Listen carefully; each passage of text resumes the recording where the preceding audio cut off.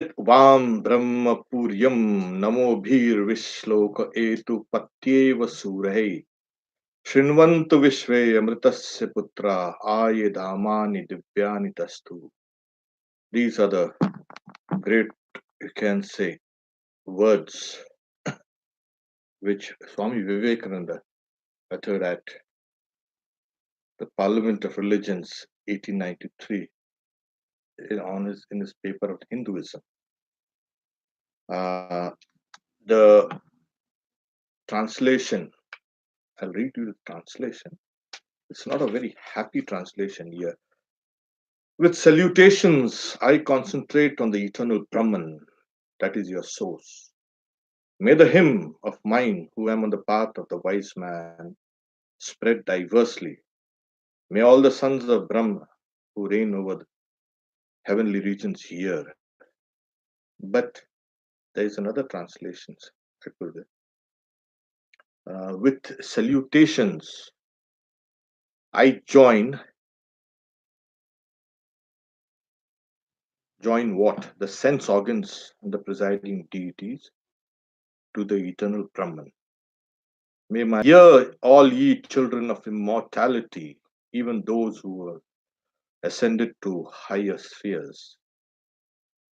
So we'll take this up a little slowly. And I'll quote Swami Vivekananda's actual words.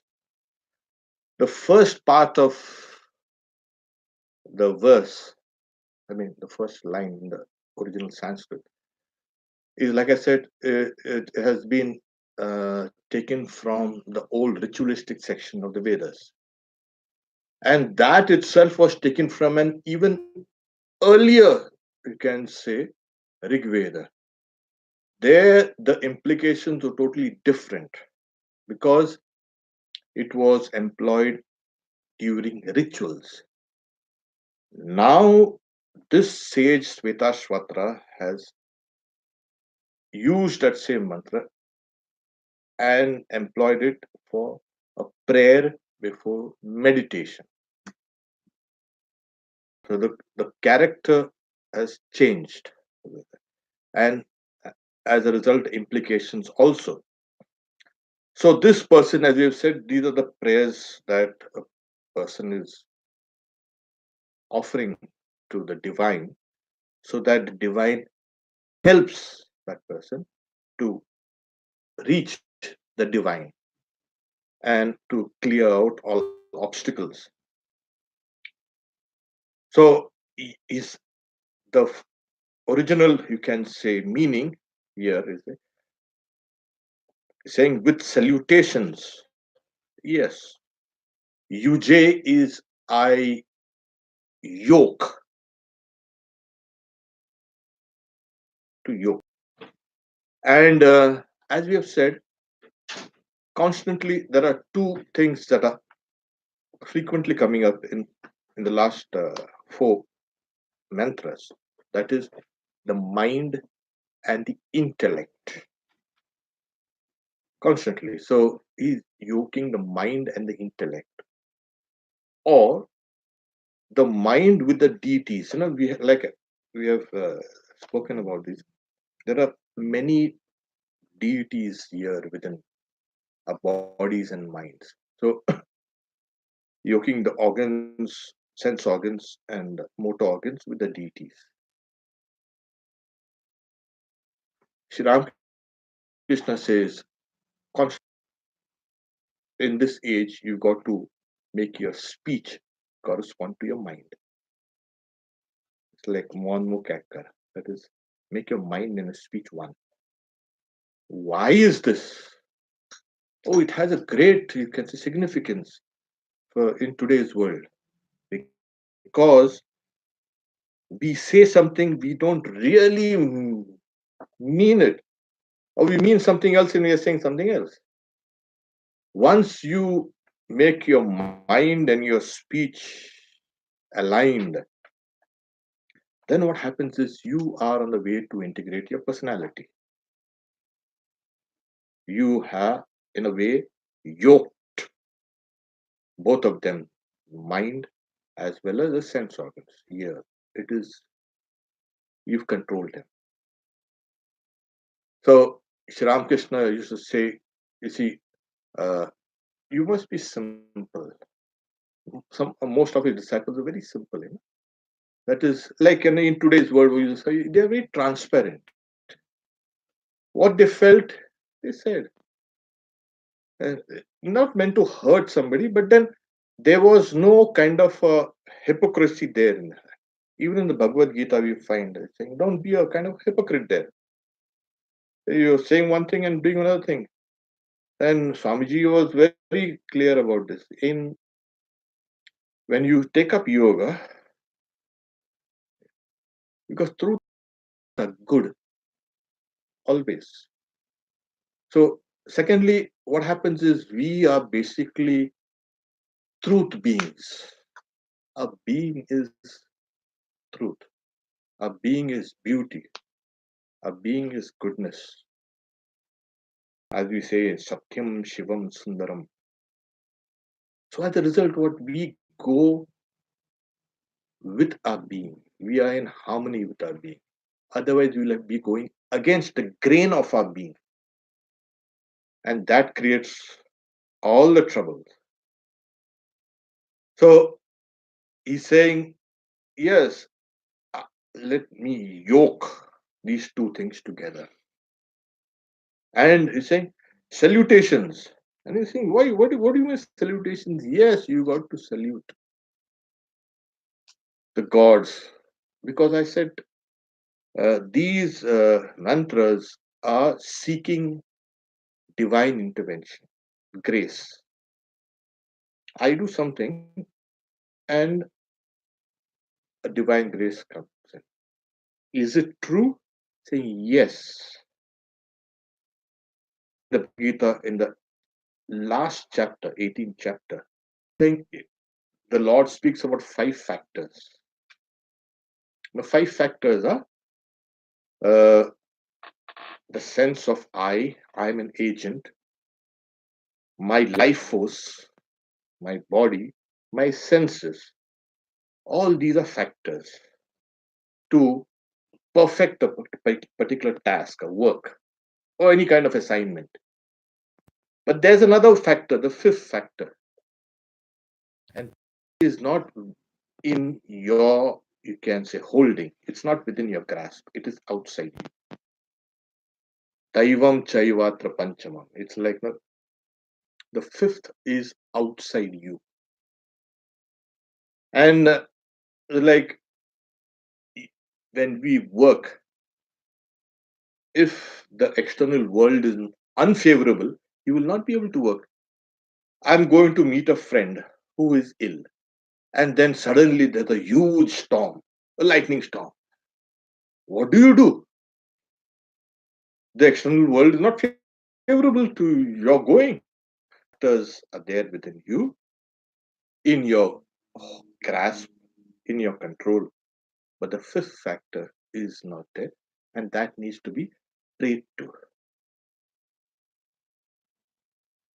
So here we are.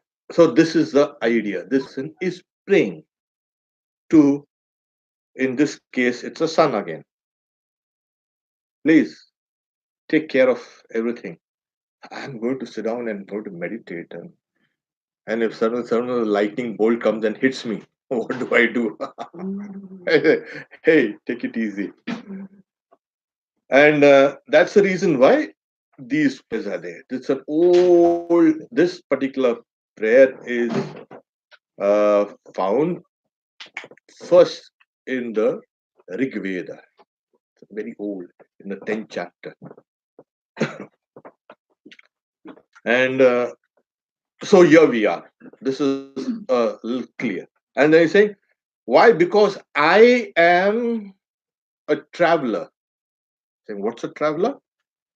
Because he's saying, may my prayers go forth along the path of the wise.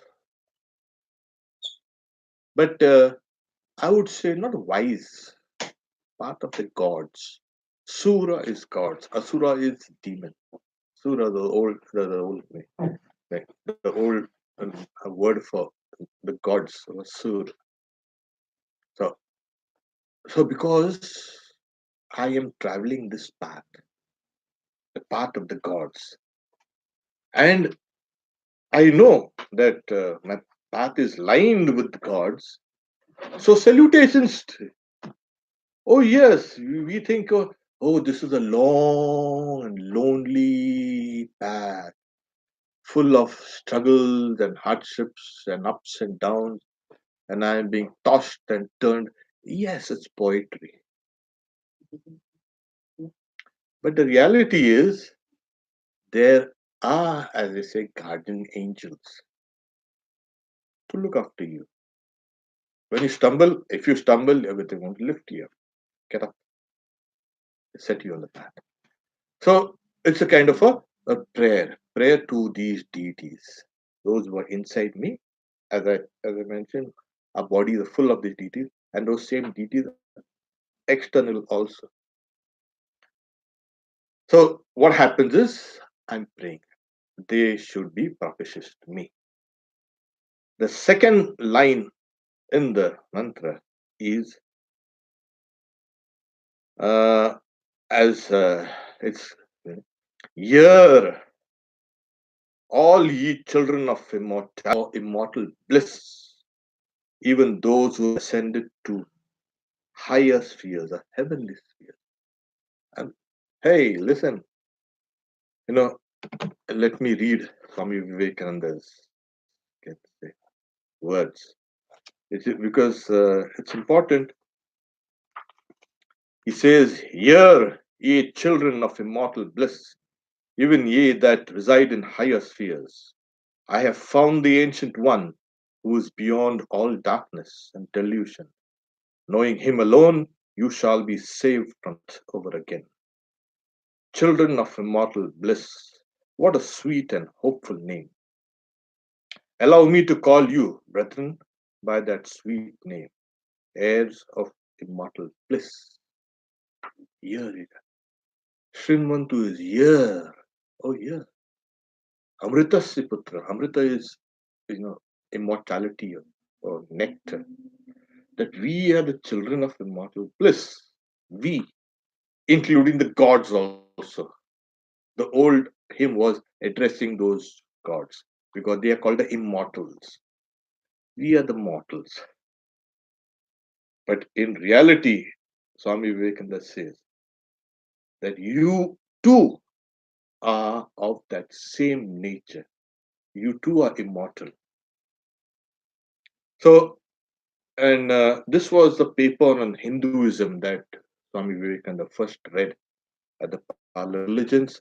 That said, so he's saying, ye divinities on earth, sinners, it is a sin to call a man so. It is a standing libel on human nature. There. So this is the kind of a message that comes through. And this is the correct interpretation for today's world. In the old days, it was, oh, listen, all those gods who are there on my path, yes, and all those who have ascended to higher heavenly spheres. Here we are. We are children of immortal bliss.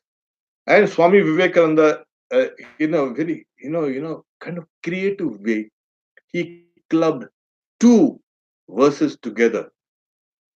The first part of the verse which he declared at the Parliament of Religion is this, what we have in the Svetasvatara Upanishad.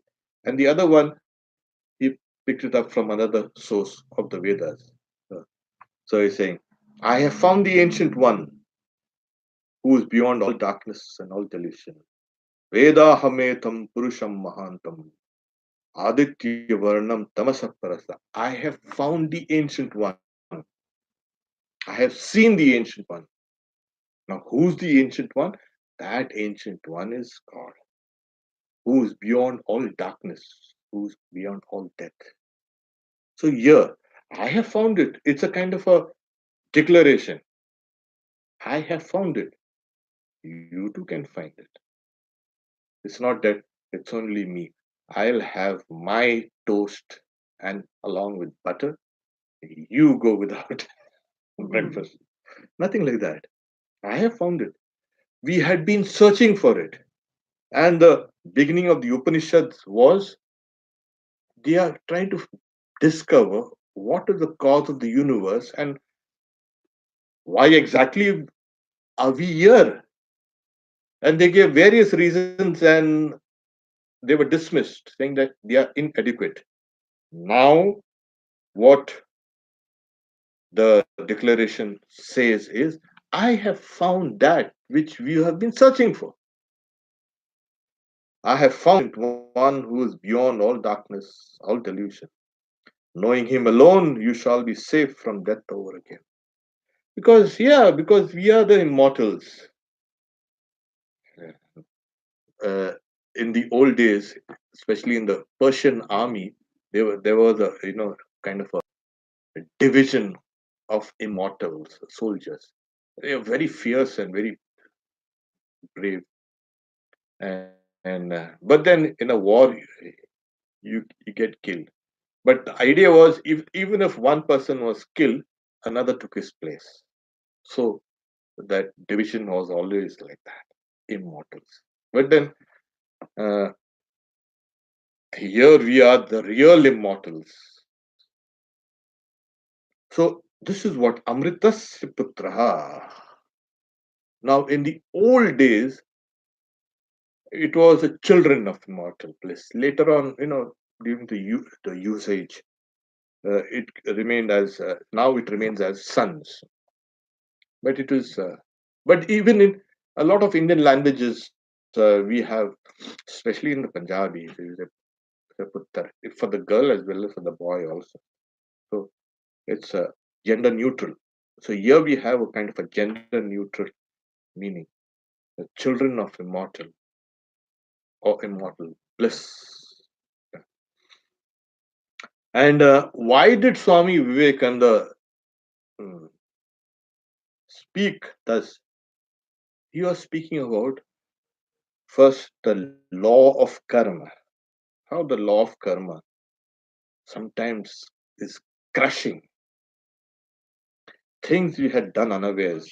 Yes, we had done things unawares, but those fruits are come and they are simply, and we are being mowed down by this, the results of our past actions. And we are held in a kind of a chain of cause and effect. We have done something, we are suffering the effects. And we are doing something, again, we will suffer the consequences. So we are in a kind of a bind. We are constantly being you know, put on a rack and pulled slowly, slowly. So he says, the heart sinks at the idea, yet this is the law of nature. Law of karma is the law of nature. Is there then no hope? Is there no escape? Was the cry that went up from the bottom of the heart of despair. It reached the throne of mercy, and words of hope and consolation came down and inspired a Vedic sage. Hear it. This is the sage he means, Svetasvatara. So these are words more not only of, you can say, consolation, that there is a way out of this blinding cause and effect world. You can come out. How do you come out with? By knowing that ancient one and remembering that you are children of immortality, of immortal bliss. And that's the reason why this thing has to be constantly dinned into our ears. Constantly. We tend to forget and then we have got to again remind ourselves over and over and over again. We forget our real nature and we are behaving like somebody else. It's like mm, uh, a dual personality. We are something and we are behaving like. In the old days, it was Dr. Jekyll and Mr. Hyde,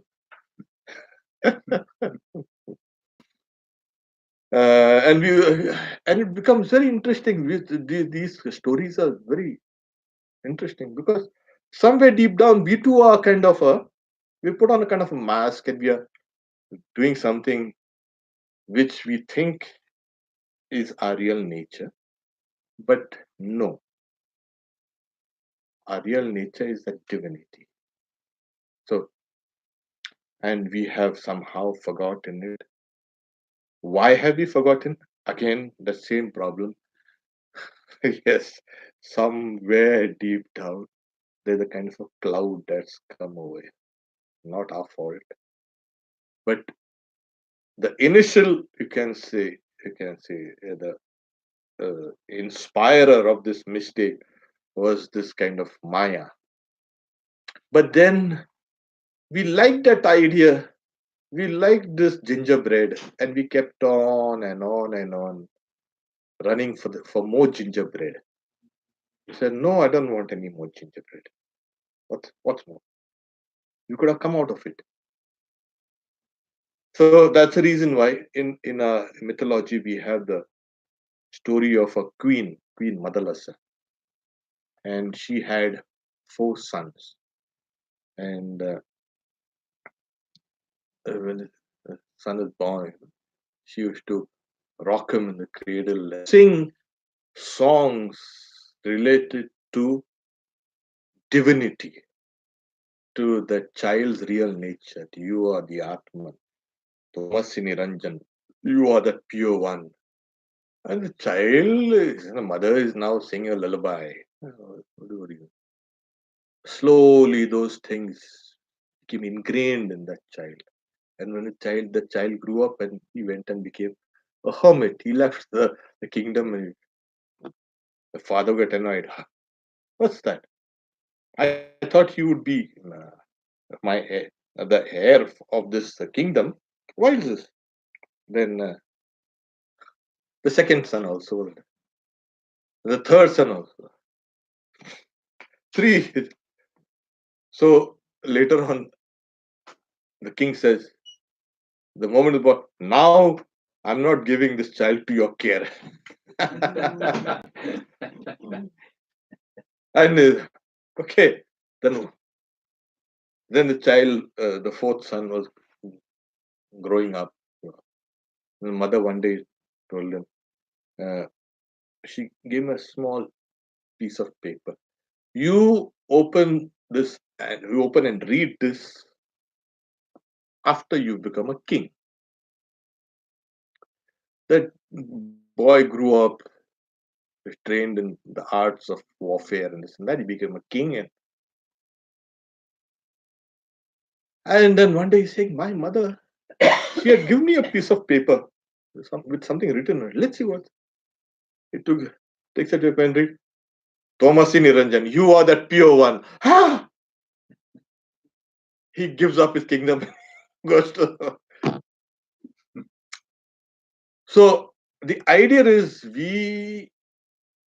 if we could be inculcated as children, you do everything, yes, but you see, you are by nature divine. That is a tremendous, you can say, tremendous source of strength.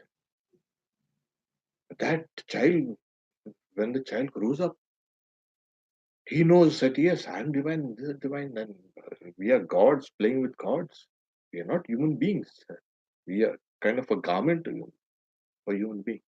Like we wear clothes, so we have worn a kind of a clothes of human beings. Imagine. This is the idea where maybe in the future, maybe a future civilizations will arrive at this idea. We have already arrived, but they will be able to implement them in the children. Today's children are taught how to be selfish and how to be, you can see, everything other than religious. And we teach them religion. No, no, no, that's we are a secular. But then uh, it's not, we're not teaching religion, we are teaching the divine nature of the person. And why not? So this would have helped, but it didn't.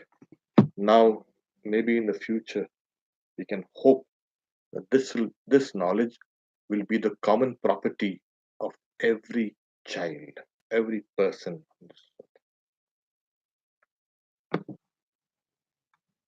We take the next mantra,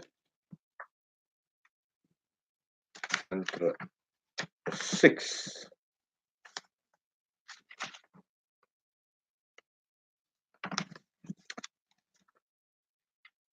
I'll read the Sanskrit. Agnir yatra abhimathyate vayuryatra adhirudhyate somo yatra atirichyate tatra sanjayate mana. Where fire is kindled by rubbing, where the air is made expressive, or where the air is controlled, where soma or bliss becomes abundant, there in that sacrifice a mind gets engrossed. It's what? Engrossed. Engrossed. Now, Swami Vivekananda, in his lectures, as a kind of an appendix to his Raj Yoga, he translates the same verse slightly differently. Where the fire is rubbed, where the air is controlled, where the soma flows over, there a perfect mind is created. As you know, the allegory is the old sacrificial altar and a sacrificial fire. And as we have mentioned, that it was from these sacrificial fires and the sacrifices that the science of yoga arose.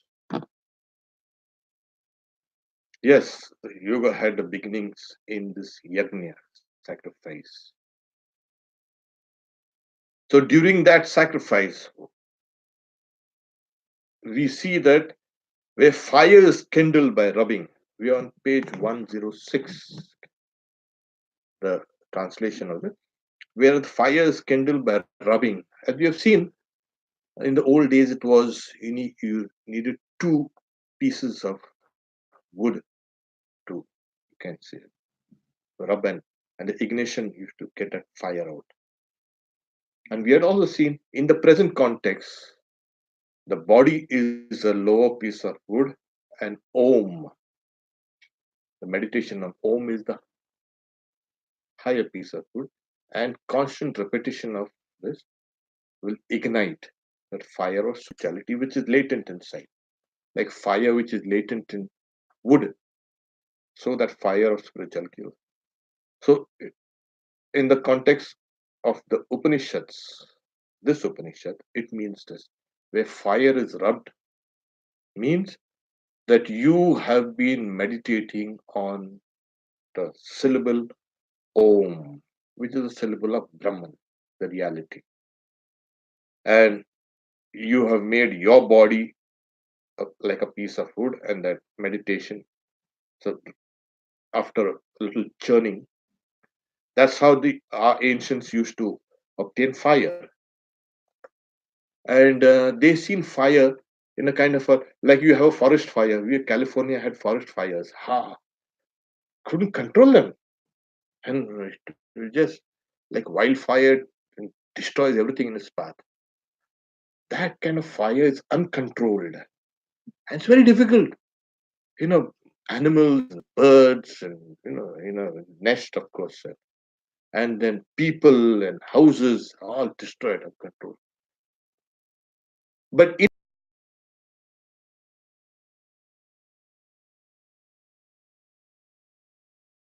we don't want that kind of wild. We like to have things under our control. We like to have things now in control of us, the circumstances. And so here we are in the context of a sacrifice. The fire is being rubbed, so don't bring in too much fuel. Okay, so we can get a little fire from that. And then he's saying where the air is made expressive, or where the air is controlled, what happens is, you know, fire, when it is controlled, it will control the air around it also. Obviously, you need air as a kind of another, it's a fuel, it's a part of the fueling process. You don't have air, you don't have fire. Now, now what is this air? In this context of a sacrifice, is air outside. In the context of meditation, it is that air within here, within my body. The various airs that are there in my body. This is the prana, this is the apana, and this is the vyana, that those that breath that suffuses me, goes around all me. Samana and udana, that which digests food, and that which takes my mind, or takes my, you can say, soul outside the body, udana. These five. So here, these five breaths are also controlled. So you have a mind that's controlled, you have the breath also that's controlled. The very fact of pranayama, today we say, no, this pranayama is quite a big thing here, everywhere rather. It started with, when you ignite the pieces of wood, and then you blow on it. So the fire becomes even brighter, and it doesn't get snuffed out. And from that, probably the idea of pranayama did come.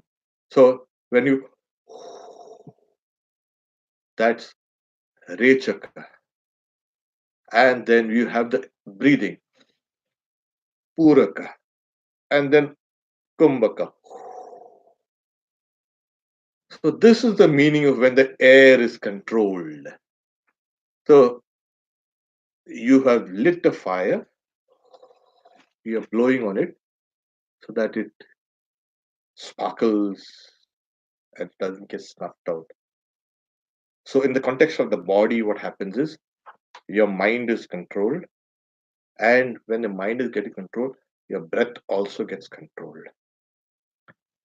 If you want to see how deep your meditation is, you got to see how deeply you're breathing, or how lightly or shallowly you're breathing. When you are deep meditation, your breathing becomes extremely shallow. When you're running, you need to gulp in air. Or you're frightened, and oh God, your heart keeps on racing, and you keep on breathing heavily.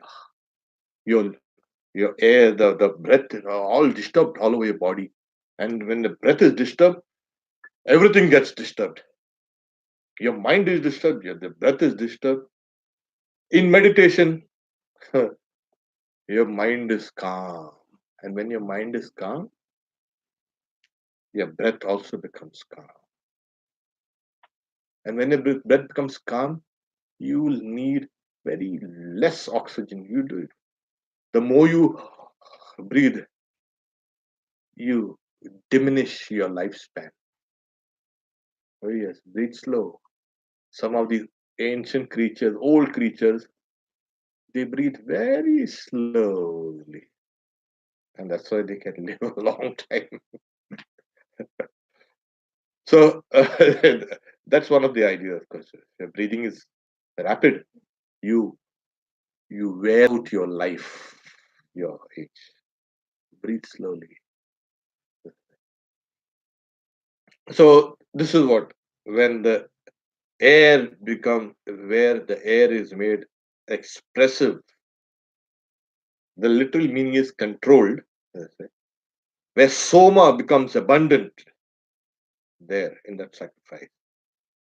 Where Soma is, you see, Soma was, this was the old sacrifice. It's still in some parts of South India, it's still being performed.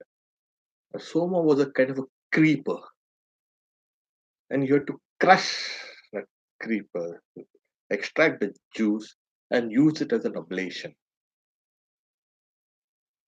in the fire. Okay, so this is where Soma becomes abundant, when you have abundant Soma, or where the Soma flows over. You have enough. You don't have to be stingy. Yeah. You take a little, oh, I don't have much Soma. Put a little. And the gods also are saying this guy is a stingy guy. Right? So I'll be stingy in my grace. So here it is. The other meaning is Soma gives you one happiness, bliss. So when bliss flows over, and what bliss? When your breath is controlled, when your mind is extremely calm, there's a tremendous flow of bliss from within that shoots up. We don't really experience it, but it's a kind of you know a you open a faucet and out gushes the water. When your mind is calm, when your breath is held, out gushes that bliss. And you can never saying it goes to each and every pore and part of your body, and you are soaked in bliss. I mean, you just cannot think about it. And you see in the Gospel of Sri Krishna, you always have Sri Krishna, wobbly, something wobbly. Somebody, his uh, attendants had to hold him, take him down. Okay. Sometimes he used to make a joke out of what are they saying, these guys? He's had a couple of drinks, a little more extra. He was in a way kind of intoxicated. And why he was intoxicated? He was intoxicated because he was experiencing that bliss within. And those souls who are supposed to, they say that, who are the realized souls, do you know what happens? How do they live on? Oh, they're constantly intoxicated. Constantly. They move around and they walk and they joke. Kind of a normal movement. But internally, they are intoxicated with this bliss. Intoxication is not the right word. Their bodies and minds are full of bliss. They're experiencing that bliss inside. Oh, yes. And as the Upanishads say, on a particle of that divine bliss, this whole world stands. Whole world, you can say, exists. Imagine when you have many particles of bliss and you. So the person is saying realization, truth. What is realization? Is this kind of a dry state? No, it isn't. It's full of bliss. And you keep on, oh God, why is this person yakking and shouting and stuff? But even that, you will find this person also, he's in a blissful mood and okay, what's this person shouting about? Well, it's okay. So that bliss. So here the idea is when the bliss becomes abundant, when the mind is controlled and breath is controlled, you're praying to the gods, like the gods, the gracious to you, and your bliss comes. In that state, say, the mind gets engrossed. As Vivekananda says, a perfect mind is created. Right now, our minds are imperfect. When you pray to the deities, when you meditate, you create a mind which is perfect. You cannot attain perfection without having a perfect mind. Your mind is all stunted. Mind is restless. I say, I'm going to attain perfection. Oh, really? You better, you better take care of that instrument first. Perfection will be there. It's coming there. Don't worry about it. It's there for you. So here you create a kind of a perfect mind. So this mind which has been, you can say, tarnished with this and that and hundreds of things needs to be cleansed. It needs to be polished. Totapuri was there, Sri Ramakrishna's Vedanta Guru. He had a, you can say, brass, you can say, vessel that monks, itinerant monks used to either, hold water when they want to drink something. Kamandalu. Kamandalu. But in this case, he had a brass kamandalu, Brass. brass.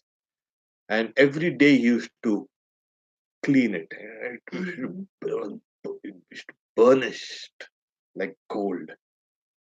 Then I said, what do you do? You see, it's like the mind. Every day you must meditate. Otherwise, you will get all the dirt from outside in your mind. So similarly, you also need to clean your brass pot daily so it shines. Otherwise, it becomes dull. So it's a beautiful, you can say, lesson for all of. Yeah, you need to meditate. Why? Because you need to keep your mind bright and shiny. And Sri Ramakrishna says, oh, suppose you don't have a brass pot, you have a pot of gold. You don't need to polish it every day.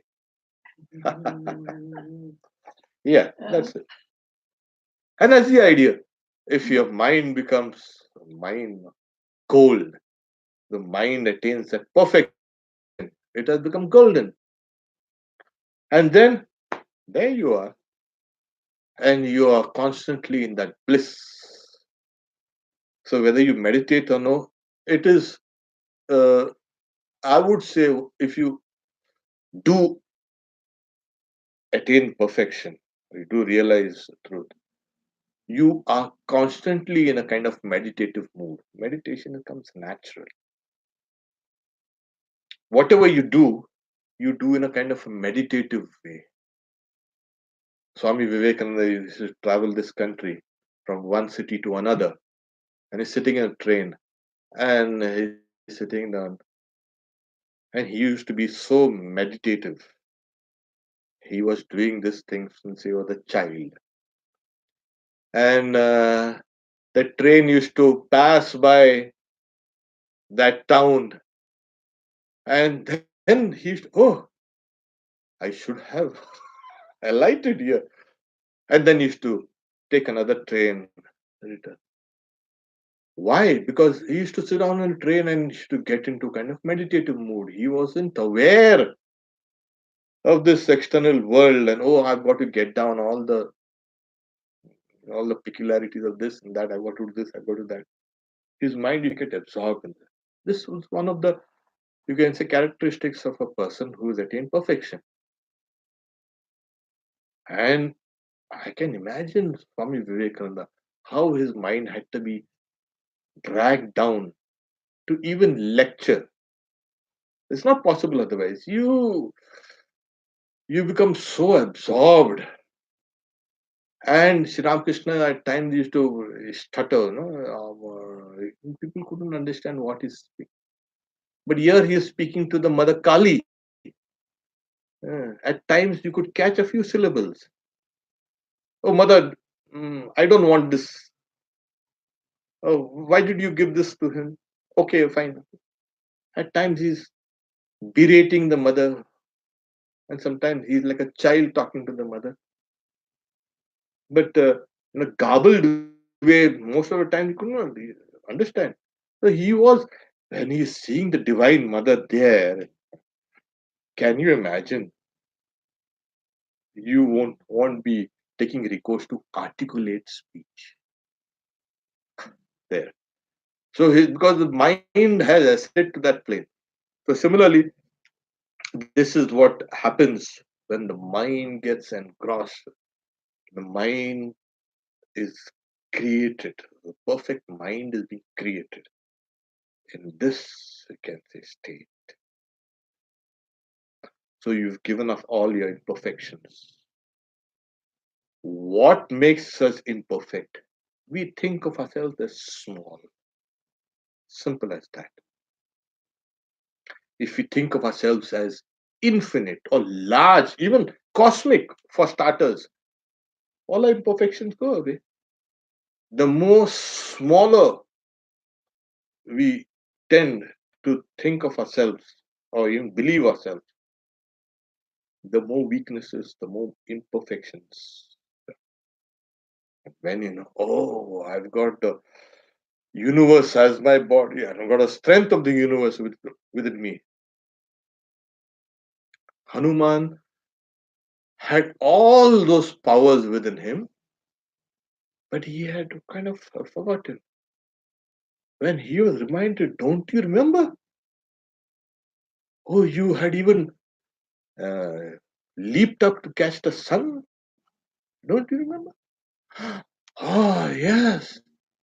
And suddenly Hanuman became aware of his powers, his prowess.